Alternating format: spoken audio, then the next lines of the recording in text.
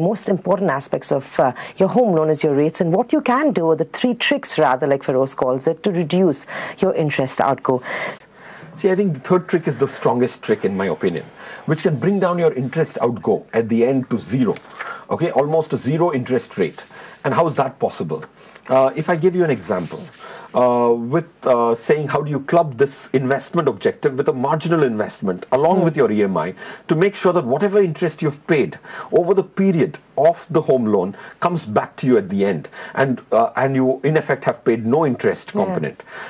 If you take a conventional home, which is going to cost you about 40 lakh rupees or 50 lakh rupees in a city, in an urban city. So if you've got a 40 lakh rupee loan on a 50 lakh rupee apartment or a house which you've bought, 40 lakh is your loan. So you're going to end up paying 36,000 rupees as an EMI per month.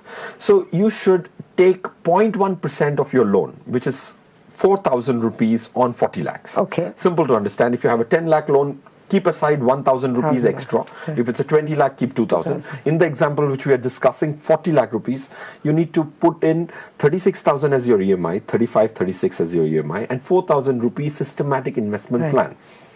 So when you took the 40 lakh rupee loan, in a 20-year period, if you assumed, you would end up paying about 84 lakh rupees as the total outflow.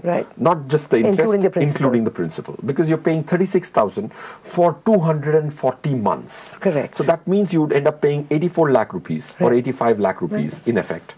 And in that, your principal component is 40 lakhs. Interest component is 45 lakhs.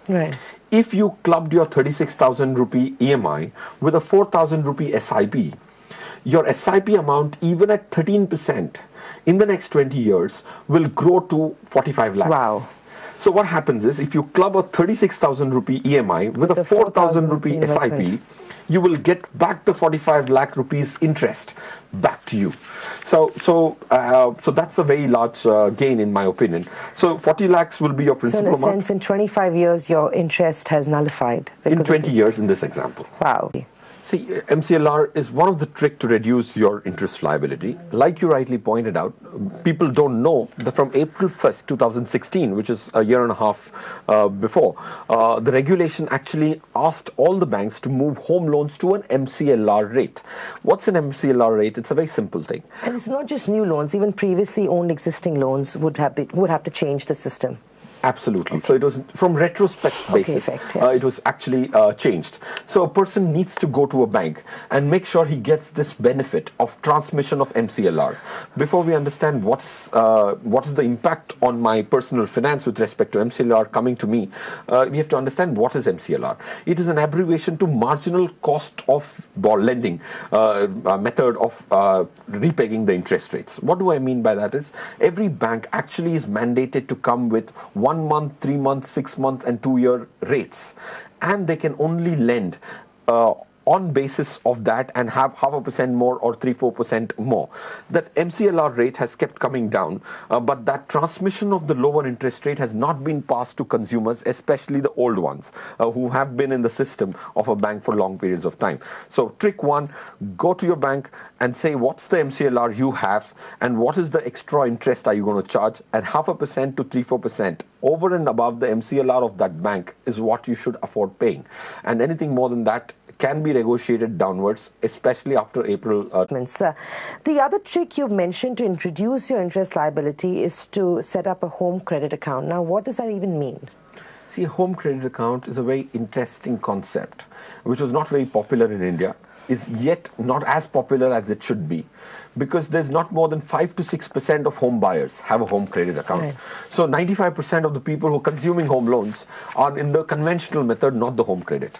What is a home credit account? Every time I take a home loan, there is another account which can be set up along with your home loan, which is nothing like nothing different than a bank account. It's like a current account where I get a checkbook, I get a debit card along with my home loan in the home credit account. Any extra money which I have on any specific day, if credited to that bank account, the loan interest for that specific day is reduced from the interest chargeable.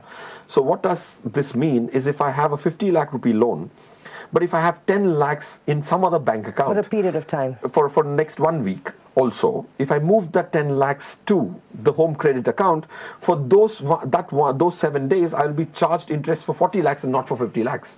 So average period, you might always have some degree of liquidity. For example, if you marry it with a personal finance kind of an objective, where you have a contingency fund of a couple of lakhs, if you have a home credit account, you don't have to rely on liquid funds. You can put it in your home credit account and bring down your interest liability. Right. So much so that if I gave you my example, I at least save 1/4 of the interest outgo, because there's money always lying around in different bank accounts. If that is consolidated and put it here, and you're not getting charged on a daily basis, it gets measured. So that's a very efficient method to bring down your interest liability to 1/4 can come down, almost 3/4 is what